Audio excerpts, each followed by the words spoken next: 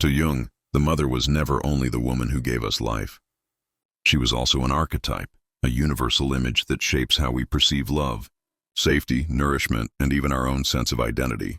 Every human being, Jung argued, must face and integrate this archetypal mother if they wish to grow into wholeness. But here lies a painful truth. Many of us are still trapped in unconscious battles with our mothers, both personal and archetypal. We carry wounds from childhood, unresolved conflicts, unspoken grief, and unmet needs. And unless we face this directly, Jung would argue, we cannot truly heal. This video explores Jung's ideas about the mother, why our relationship with her is the foundation of our psyche, and how we can finally step toward healing. Jung once wrote, "The mother is the child's fate." In other words, the way the mother is experienced in childhood sets the tone for life itself. The personal mother versus the inner image of the mother. One of Jung's most important insights was the difference between our real mother, the woman who raised us, and the inner image of the mother that lives in our minds. This difference matters because a lot of our pain comes from mixing the two. For example, a mother may have been genuinely loving and attentive, yet her child can still grow up feeling abandoned because the inner picture of what a mother should be was hurt or broken. On the other hand, a mother may have been distant or harsh, but the child holds on to the fantasy of the perfect, endlessly loving mother and refuses to see her flaws. When we don't separate the real mother from the inner picture, we can end up either blaming our actual mother for more than was really hers to carry, or idealizing her in ways that blind us to reality. True healing begins when we can see both layers clearly: the human woman, with her strengths and limitations, and the inner image of mother that shaped how we experience love, care, and safety. Why the mother wound is so profound. The mother wound is not simply about whether a mother did a good job or not. It goes deeper. It is about how the first bond between mother and child shaped our unconscious template for life. If the mother is emotionally present, the child learns trust, security, and self-worth. If she is absent, critical, or inconsistent, the child may grow up with a fragile sense of self, a fear of abandonment, a desperate need for external validation, difficulty forming healthy, balanced relationships, a hidden rage or grief that never finds expression. Modern psychology echoes Jung here. Attachment theory, pioneered by John Bowlby, shows that our earliest bond with the mother, or primary caregiver, sets the foundation for all later attachments. An insecure attachment often becomes the silent script that drives adult relationships. Jung's language was different, but his insight was the same. You cannot escape the influence of the mother. You either face it consciously or it rules you unconsciously. The two sides of the mother. Every mother carries both light and shadow in her role. The caring side, the part that gives love, comfort, and protection. This is the mother who feeds, soothes, and creates a sense of safety. The difficult side, the part that can control too much, reject, or make the child feel guilty for wanting independence. This is the mother who either holds on too tightly or pulls away when she is most needed. This contrast exists in every family to some degree. It doesn't mean a mother is good or bad, it means she is human. The real challenge for the child, and later for the adult, is to accept that both sides exist, instead of either idealizing the mother as perfect or condemning her as completely harmful. Projection and the mother complex. One of Jung's most powerful observations was that unresolved issues with the mother are projected onto others. This projection is what he called the mother complex. If we have an unhealed relationship with our mother, we unconsciously repeat it in adulthood. A man whose mother was emotionally unavailable may unconsciously pursue cold partners, hoping to finally earn the love he was denied. A woman with a controlling mother may rebel against authority figures, or alternatively, she may seek domineering partners who mirror the same dynamic. Some may endlessly idealize others, expecting them to provide the unconditional love they once longed for, and then collapse into despair when reality fails to match the fantasy. The mother complex traps us in repetition. Until we become conscious of it, we are not truly free. Individuation and separation from the mother. For Jung, the central task of life is individuation, the process of becoming one's true self. But individuation cannot happen if we remain unconsciously fused with the mother. This does not mean rejecting or hating her. It means achieving a psychological separation, seeing her clearly, with both light and shadow, and reclaiming the parts of ourselves that were lost in the mother-child bond. Individuation involves recognizing where we still carry our mother's voice in our heads. Learning to differentiate between her expectations and our own authentic desires. Integrating her influence without being enslaved by it. In practice, this may mean acknowledging, my mother was who she was. She gave me what she could, and she failed me in other ways. Now it is my task to mother myself where she could not. The role of the shadow. Jung's concept of the shadow is central to understanding the mother wound. The shadow contains all the parts of ourselves we repress, deny, or refuse to acknowledge. Often this includes our feelings toward the mother.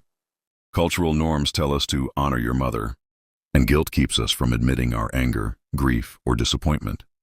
But bearing these feelings only deepens the wound. The shadow side of the mother relationship may include rage at being abandoned or controlled, grief over what was never given, jealousy of siblings who were treated differently, the longing for unconditional love that never arrived. To heal, we must bring these shadow feelings into the light. We must allow ourselves to acknowledge the forbidden truth. I love my mother, and I also resent her. I need to grieve what I did not receive. Only then can integration begin. The image of the great mother. Jung believed that the idea of the mother cannot be understood only through our personal experience. Across different cultures and throughout history, people have expressed their deepest feelings about the mother through stories, symbols, and images. These images are not just cultural inventions. They reflect our inner struggles and the way we all, on some level, carry within us both the longing for a caring, protective mother and the fear of being controlled, abandoned, or rejected. Attachment theory. Psychologist John Bowlby showed that the infant's early bond with the mother, or primary caregiver, creates the foundation for all later relationships. Mary Ainsworth's strange situation experiments revealed secure, anxious, and avoidant attachment styles, patterns that still guide how adults relate to intimacy. Children of nurturing mothers often develop secure attachment, while children of inconsistent or rejecting mothers may become anxious, clingy, fearful of abandonment, or avoidant, emotionally distant, fearing closeness. Clinical examples of the mother complex. Therapists often see the mother complex playing out in subtle but destructive ways. Here are a few composite examples, not based on any single person, but drawn from common patterns. Example 1, the woman who cannot say no. A woman in her 30s comes to therapy exhausted, burned out, and resentful. She works long hours, takes care of her siblings, and bends over backward in relationships. When asked why she cannot set boundaries, she recalls her mother saying, "Good daughters always sacrifice." Unconsciously, she has internalized her mother's expectation and cannot break free. Her healing requires learning to separate her own needs from her mother's voice. Example 2, the man who fears abandonment. A man repeatedly sabotages his relationships. He becomes clingy and jealous, driving partners away. In therapy, he recalls that his mother was often absent, traveling, or preoccupied. He never knew if she would be available. As an adult, he replays this uncertainty with partners, unconsciously testing whether they will stay or leave. Healing requires grieving the absence of a reliable mother and learning to provide emotional stability for himself. Example 3, the woman who rebels against authority. A woman is fiercely independent, successful in her career but unable to form close bonds. She describes her mother as controlling and intrusive. To protect herself, she learned to reject all authority and closeness. But beneath the surface lies grief. She never experienced safe intimacy. Healing requires facing the anger at her mother's control, but also the sadness of unmet needs. These examples show how the mother complex lives on in adulthood, shaping careers, relationships, and self-image. Steps toward healing the mother wound. Step 1, awareness. The first step is acknowledging that your mother shaped you, for better and for worse. Denial keeps the wound alive. Awareness begins by asking, what did I receive from my mother? What did I not receive? How do I still carry her voice within me? Step 2, distinguish the real person from the inner image. Your mother is both a real human being with her own strengths and weaknesses, and also the inner picture of mother that you carry inside yourself. Healing begins when you can see her humanity without making her into either a saint or a villain. She is not a goddess or a monster, she is simply a person. Step 3, facing hidden feelings. Bring your hidden emotions into the open. Allow yourself to feel anger, sadness, disappointment, or longing instead of pushing them away. Writing about your feelings, talking with a therapist, or sharing with someone you trust can help you work through them. Step 4. Grieving. Healing requires grieving what you did not receive. Many people unconsciously wait for their mother to change, to finally give them what they longed for. But true freedom comes when we grieve the loss and stop waiting. Step 5. Cultivate the inner mother.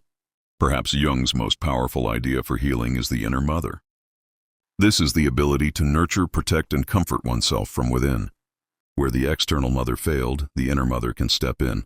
This may involve self-soothing, creating rituals of care, or developing an inner voice of compassion. Why healing feels like betrayal. One of the hardest parts of healing the mother wound is the guilt that arises. Many people feel that to acknowledge their mother's shortcomings is to betray her. Society reinforces this with sayings like honor your mother and father, or she did her best. But Jung would argue that true healing is not betrayal. It is honesty.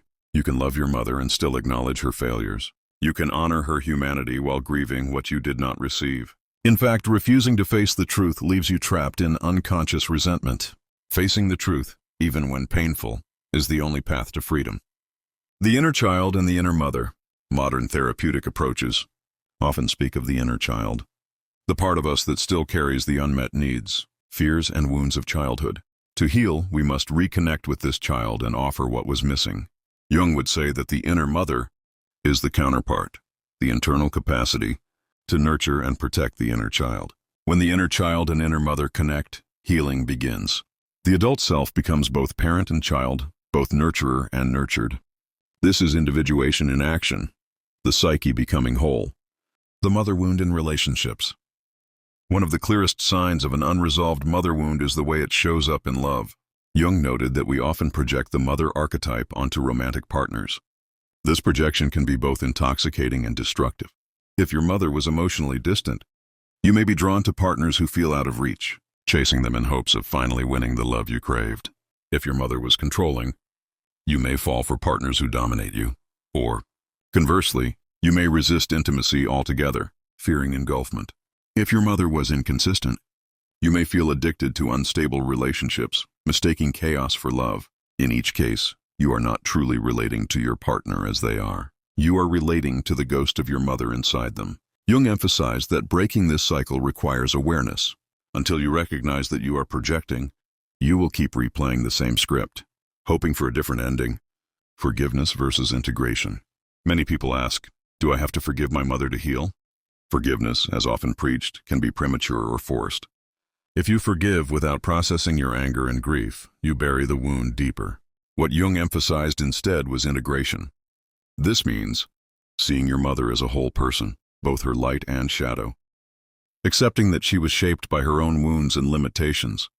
Reclaiming the parts of yourself that were lost in the relationship. Forgiveness may come naturally as a byproduct of integration, or it may not.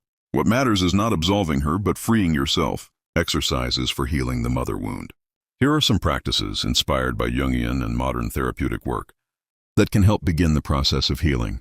1. Journaling the mother dialogue. Write 2 columns, one for what you wish you could say to your mother, and one for how you imagine she would respond. Allow both gratitude and anger, love and resentment to appear. This brings unconscious feelings into the light. 2. Inner child meditation. Visualize your younger self. Imagine approaching them with compassion. Ask, what did you need that you did not receive? Then imagine your inner mother giving that to the child. 3. Letter of grief. Write a letter to your mother. You do not have to send it, acknowledging what you lost. Let yourself grieve openly. Grief is the bridge between longing and acceptance. 4. Symbolic ritual. Create a ritual of separation. For example, write down the roles or expectations your mother placed on you.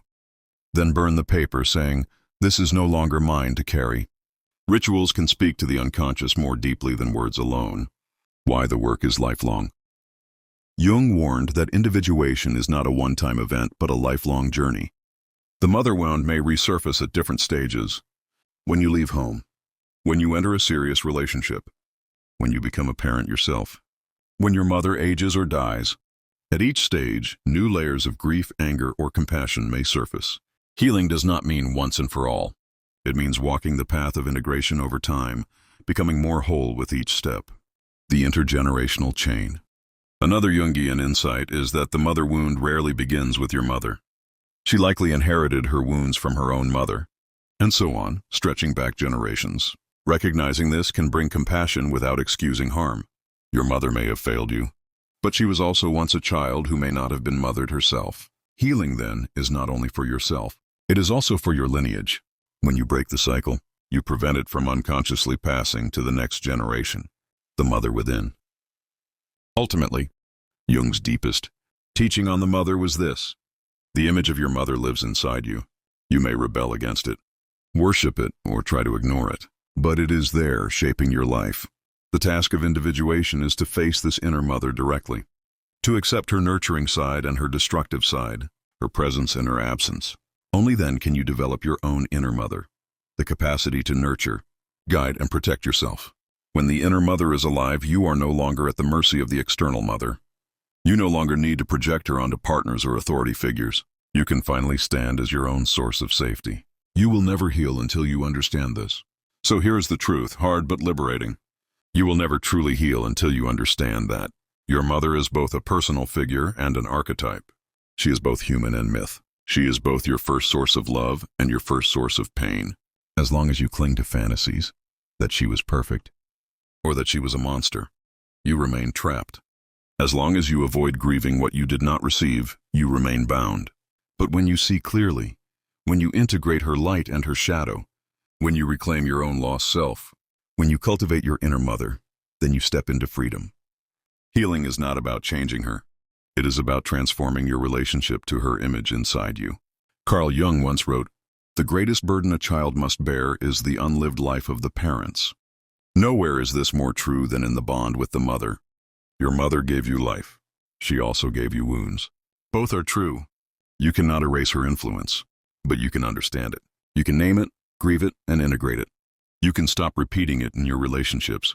You can choose to become the mother to yourself that you always needed.